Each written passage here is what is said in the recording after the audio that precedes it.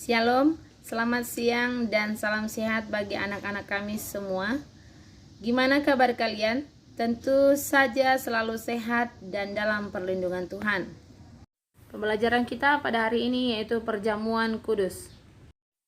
Latar belakang perjamuan kudus. Ada beberapa istilah dari perjamuan kudus, yaitu perjamuan akhir.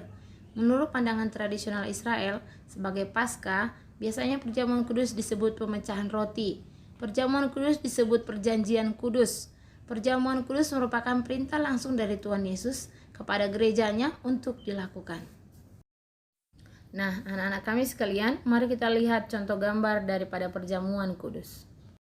Arti perjamuan kudus, asal kata dari bahasa Yunani artos artinya roti, adjomos artinya roti tidak beragi, yang dipakai dalam perkataan Yesus. Artos juga terdapat dalam doa Bapa kami. Roti yang dipecah-pecah merupakan simbol bahwa kita mempunyai tanggung jawab untuk saling memperhatikan. Arti perjamuan kudus adalah makan roti dan minum anggur untuk mengingatkan Tuhan Yesus seperti yang telah diperintahkannya, bahwa roti adalah lambang tubuhnya dan anggur atau cawan adalah lambang darahnya. Itu diperintahkan untuk dilakukan sebagai peringatan bagi dirinya. Dasar Alkitabiah perjamuan kudus. Yang menjadi dasar Alkitabiah perjamuan kudus yaitu Lukas 22 ayat 19 berkata, "Inilah tubuhku yang diserahkan bagi kamu. Perbuatlah ini sebagai peringatan akan aku." Yesus mengatakan ini setelah dia memecah-mecahkan roti, lalu membagikan kepada murid-muridnya.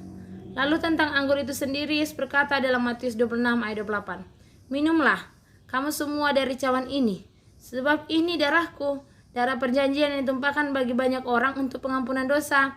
Saat Yesus memberikan anggur kepada murid-muridnya, Yesus juga menonjolkan pemahaman terhadap cawan itu sendiri. Cawan itu adalah perjanjian baru oleh darahku yang ditumpahkan bagi kamu. Tujuan perjamuan kudus. Tujuan perjamuan kudus adalah mengingat bahwa Yesus datang ke dunia, mati, dikuburkan, dan bangkit pada hari ketiga untuk menebus dosa manusia. Cara perjamuan kudus. Cara yang Alkitabiah adalah yang telah dilakukan jemaat mula-mula dalam sejarah Kisah Rasul 2 ayat 42 dan 46, yaitu mereka yang selalu bertekun dalam pengajaran rasul-rasul dan dalam bersekutu, mereka selalu berkumpul, memecah-mecah roti dan berdoa. Dengan bertekun dan dengan sehati, mereka berkumpul tiap-tiap hari dalam bait Allah. Makna dari perjamuan kudus adalah 1. Perintah untuk senantiasa mengingat Yesus. Bahwa perjamuan kudus merupakan perintah langsung dari Yesus kepada murid-muridnya saat perjamuan akhir, yang meminta supaya roti dan anggur menjadi peringatan akan Dia. Anda bisa mengetahui lebih jelas mengenai perkataan Yesus kepada murid-muridnya pada Matius 26 ayat 26 sampai 28. Mungkin tanpa perjamuan kudus kita juga akan mengingat Tuhan Yesus, namun terkadang aktivitas kita yang mendominasi pikiran kita sehingga kita sulit merasakan pengorbanan Yesus yang menyelamatkan dan membebaskan kita dari maut. Dan dengan mengikuti perjamuan kudus, kita dapat kembali menyegarkan dan menguatkan ingatan kita akan Yesus Kristus, serta lebih mampu untuk merasakan cinta kasih-Nya. Yang kedua, bersatunya pribadi kita dengan Kristus. Dalam Yohanes 5 ayat 56 sampai 57 dikatakan bahwa siapa saja yang makan tubuhnya dan minum darahnya, maka ia akan tinggal di dalam Yesus dan Yesus di dalam dia. Dengan mengikuti perjamuan kudus, otomatis kita akan menikmati perjamuan roti dan anggur. Yang ketiga, mengingat pengalaman keselamatan kita. Anak-anak kami sekalian, Tuhan Yesus telah berkorban untuk kita. Jadi, kita telah terbebas dari maut. Dan bagi siapa saja yang percaya akan penebusannya, maka merekalah yang akan merdeka. Yang keempat, perintah untuk mengingatkan mereka yang belum percaya. Nah, ini merupakan salah satu kewajiban kita sebagai orang percaya. Sebagai orang Kristen, kita diutus menjadi garam dan terang dunia.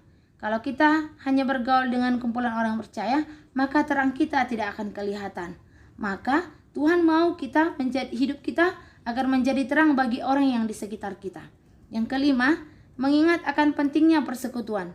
Dalam perjamuan kudus, kita didorong untuk lebih dekat satu dengan yang lain, sehingga kita dapat bersatu dalam tubuh Kristus. Itulah mengapa perjamuan kudus dilakukan bersama-sama dengan jemaat. Dalam perjamuan akhirnya pun, Yesus melakukan perjamuan bersama dengan murid-muridnya. Maka dari situ perjamuan kudus tidak bisa dilakukan hanya sendiri. Kalau dilakukan sendiri akan memiliki makna yang berbeda. Yang keenam, sebagai wujud pengharapan kita terhadap kedatangan Tuhan yang kedua kalinya. Adanya peristiwa kematian dan kebangkitan Yesus menyatakan bahwa Dia telah mengalahkan maut. Dia telah mati namun bangkit kembali. Peristiwa Yesus tersebut memberikan kita pengharapan bahwa suatu saat nanti kita akan dibangkitkan dari kematian dan mendapatkan tubuh kemuliaan. Mungkin saat ini kita memiliki beban berat dan memiliki banyak pergumulan hidup. Tetapi Yesus sekali lagi berjanji bahwa Dia akan datang untuk kedua kali dan menjemput kita ke sorga, ke tempat yang telah disediakan. Maka dari itu, hiduplah dengan berpengharapan kepadanya. Percayalah bahwa kesulitan berlalu dan segala sesuatu yang indah akan datang pada waktunya. Nah, buat anak-anak kami seluruhnya, yang menjadi tugas kita untuk minggu ini adalah tugas ini dihafal dan dibuat dalam video dan dikirim kembali kepada ibu. Ibu telah menuliskan ayat hafalan itu. Selamat siang, terima kasih dan salam sehat buat kita semua. Shalom.